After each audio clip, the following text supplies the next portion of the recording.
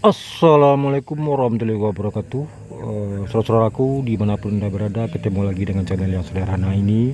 Baiklah, dalam kesempatan yang baik ini saya akan membicarakan yaitu ciri-ciri seseorang kena ramuan ciri berandang. Yang namanya ramuan ciri berandang, tentu orang di Sumbar yang udah mulai berumur tentu mengenal semua. Di tempat lain saya rasa pun juga ada, cuma namanya doang yang berbeda. Orang nggak tahu itu apa ciri berandang, tapi kalau di Sumbar semua orang udah tahu, yang sudah berumur lah gitu. Kecuali anak-anak sekarang tentu dia tidak paham apa itu ciri berandang. Nah, itu ada ciri-cirinya seseorang kalau udah kena ciri berandang. Nah, timbulnya ciri berandang itu kan karena di Sumbar itu atau di Padang, seorang laki-laki itu kan tugasnya membiayai itu, menafkahi so istri dan anak-anaknya, dan tentu juga dia memperhatikan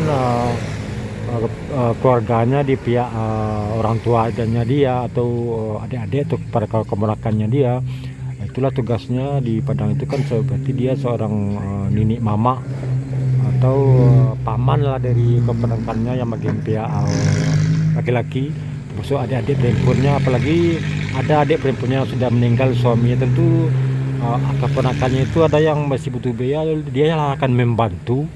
Di istilahnya di Padang itu kan ada itu paku kacang belimbing, tempurung lenggang lenggokkan. Ini anak di pangku keponakan dibimbing, di orang kampung dipertengkangkan.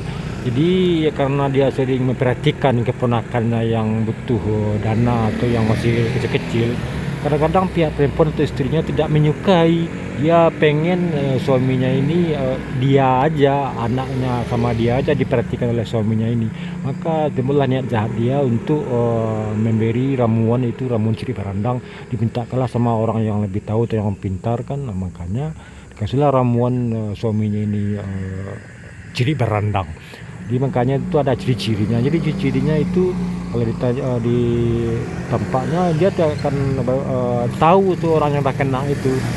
Dia tidak akan merusak kesehatan dia, cuma hati dan pikiran atau perasaannya sudah berpaling 180 derajat.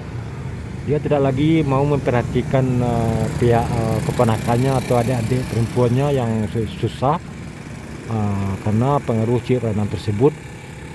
Dia akan lengah aja kalau dia minta bantuan lah keponakannya ini, dia akan marah-marah, tidak akan mau membantu. Jadi itulah penyebab pengaruh ciri berandang tersebut. Jadi istrinya yang memberi ramuan ciri berandang tersebut pengen dia aja yang diperhatikan suaminya ini. Padahal tugas suaminya itu banyak di yang lain sama keluarga dia, sama orang tuanya laki-laki tersebut.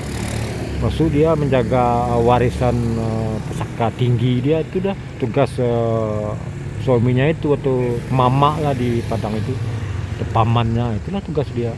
Jadi ciri-cirinya itulah dia tidak sadar lagi apa yang harus diperbuatnya, apa harus dilaksanakannya. Dia marah-marah aja kepada keponakannya. Kalau dia adik-adiknya minta bantuan, dia akan marah duluan. Tidak ingat lagi tanggung jawab dia sebagai seorang mama lah gitu di Sumbar sana. Itulah ciri-cirinya orang udah kena ciri berandang tersebut. Tentu karena kejadian itu keponakannya ini akhirnya berbalik dendam jadinya sama pamannya ini, itu mamanya ini. Nah, itu akhirnya pamannya ini atau laki-laki ini masa tuanya akan sengsara. Syukur ada anaknya yang baik dia untuk menjaga sudah masa tuanya. Kalau enggak, cepat diusirnya juga, tentu sengsara di masa tuanya laki-laki ini. Nah, itulah ciri-cirinya sebagai ciri-ciri dari laki-laki yang sudah kena ramuan ciri berandang tersebut. Hilang wibawa aja di muka keponakan yang ada di perempuannya, dan dia akan acuh dan cuek aja, tidak mau tanggung jawab sama keponakan dan pusaka tinggi. Kadang mau juga dia menjual pusaka tinggi tersebut karena pengaruh ciri berandang tersebut sangat fatal akibatnya. Jadi untuk mengobati ciri berandang tersebut ya, saya coba untuk video berikutnya. Ya cukup sekian, semoga bermanfaat. Wassalamualaikum warahmatullahi wabarakatuh.